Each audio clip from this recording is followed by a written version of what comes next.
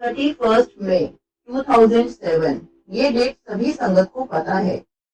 31 मई गुरु जी का महासमाधि दिवस है। आज मैं इसी टॉपिक पर बात करूंगी। गुरु जी ने समाधि किस तरह से ली, उन्होंने चोला कैसे छोड़ा, कितना मुश्किल रहा होगा संगत के लिए वो टाइम। बहुत मुश्किल टाइम था। इसके बारे में सोचने से ही हमारी आंखें भर जाती हैं। अगर कोई भी इस दुनिया में इंसानी रूप में आता है तो उसे एक दिन जाना ही पड़ता है। गुरु जी ने एक बड़ा अच्छा एग्जाम्पल दिया कि देखो, मैं भी जा रहा हूँ, इंसानी चोले में हूँ, तो तुम्हें भी एक दिन जाना है। ये सारा खेल गुरु जी का रचाया हुआ था। सब कुछ पहले से ही डिसाइडेड था कि कैसे जाना है। गुरु जी ने अपनी संगत से काफी टाइम पहले ही कहना शुरू कर दिया था कि बृहस्पति पूर्णमासी नु मैं चला जाऊंगा। सभी संगत गुरु जी की इस बात को मजाक समझती थी कि गुरु जी मजाक कर रहे होंगे, ऐसे ही कह रहे होंगे, क्योंकि गुरु जी एकदम हेल्दी थे, फिट थे और सब उनके दर्शन करने भी चाहते थे। गुरु जी को खांसी थी उस टाइम। संगत उन्हें कहती थी, गुरुजी डॉक्टर को दिखाओ, लेकिन गुरुजी कहते थे तुम्हारी डॉक्टरी फेल हो जाएगी। मैंने कहा मैं बृहस्पति पूर्णमासी नु चला जाऊंगा। गुरुजी ने 1-2 हफ्ते पहले से ही संगत बुलानी कम कर दी थी। जैसे पहले संगत आती थी, गुरुजी ने उससे कम संगत बुलाना शुरू कर दिया था। गुरुजी ने लास्ट संगत बुलाई थी 27 मई 2007 संडे को। इस दिन लास्ट संगत लगाई थी। उस दिन जितनी संगत आई थी वो गुरु जी के दर्शन करती गई वहाँ बैठकर, और जैसे वो गुरु जी के डेली दर्शन करती थी वैसे ही उन्होंने करे। जैसे ही संगत गुरु जी के दर्शन करके हॉल से बाहर निकल रही थी, बाहर निकलते हुए वहाँ सेवादार अंकल थे। उन्होंने सभी संगत को कहा कि आंटी अंकल राम राम करते हुए जाओ। किसी ने पूछा कि अंकल ऐसा क्यों? तो सेवादार अंकल ने कहा ये गुरु जी का आदेश है कि राम राम करते हुए ही जाना है। तो सभी संगत ने ऐसा ही किया क्योंकि ये गुरु जी का आदेश था। तो सभी संगत उस टाइम राम राम करते हुए हॉल से बाहर निकल गई। उसके बाद मंडे, ट्यूसडे, वेडनेसडे ये 3 दिन दरबार नहीं लगा। गुरु जी ने संगत नहीं बिठाई। और फिर 30 मई 2007 वेडनेसडे को संगत के पास कॉल आता है। जो मेन संगत थी उनके पास कॉल आता है कि गुरुजी समाधि ले रहे हैं, दर्शन करने आ जाओ। ठीक है, संगत चली गई। बहुत सी संगत को तो समाधि का मतलब ही नहीं पता था कि ये क्या है। संगत को ऐसा लग रहा था कि शायद थोड़े दिन गुरुजी संगत नहीं बिठाएंगे, दरबार नहीं लगाएंगे, तो दर्शन कर लेते हैं।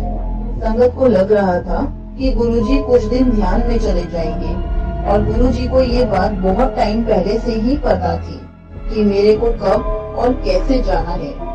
वो संगत से कहते थे कि मैं बृहस्पति पूर्णमासी नु चला जाऊंगा। Brihaspati means Thursday.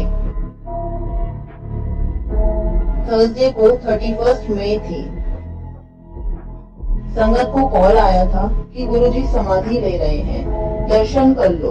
तो सब पहुँचे वहाँ पर और उन्होंने देखा कि सब संगत ने व्हाइट कपड़े पहन रखे हैं। सब रो रहे हैं और बैकग्राउंड में सतनाम श्री वाहेगुरु भजन चला जा रहा था, और किसी की भी हिम्मत नहीं हो रही थी कि किसी से भी पूछे कि क्या हुआ, कैसे हुआ। फिर बेसमेंट से एम्बुलेंस आई। उसके अंदर एक बॉक्स था शीशे वाला, उसमें गुरुजी लेटे हुए थे। उनकी आईज क्लोज थी, फेस पर स्माइल थी। सब हैरान थे कि ये अचानक से कैसे हो गया गुरुजी को। सब रो रहे थे। सब सोच रहे थे अभी कुछ दिन पहले तो गुरुजी ने दरबार लगाया था, तब तो गुरुजी चंगे थे, अब अचानक से कैसे। सब फोटोज भी ले रहे थे, कोई मना नहीं कर रहा था तब किसी को। वो टाइम बहुत मुश्किल था संगत के लिए, जब उनकी आंखों के सामने गुरुजी को ले जाया जा रहा था। ये देखना बहुत मुश्किल होता है। सब सोच में पड़ गए थे कि अब दरबार कैसे लगेगा, सब मैनेज कैसे होगा। गुरुजी इस संसार में आए और ना जाने कितनों को ब्लेस करके संसारिक तरीके से ही चले गए। एक दिन तक सब वहीं पर रुके रहे, क्योंकि डुगरी से गुरुजी के रिलेटिव्स को आना था और गुरुजी के बापूजी भी आए थे। सब लोग बहुत दुखी थे। संगत जी, ऐसा नहीं है 31 मई बुरी तारीख है। नहीं, ऐसा नहीं है।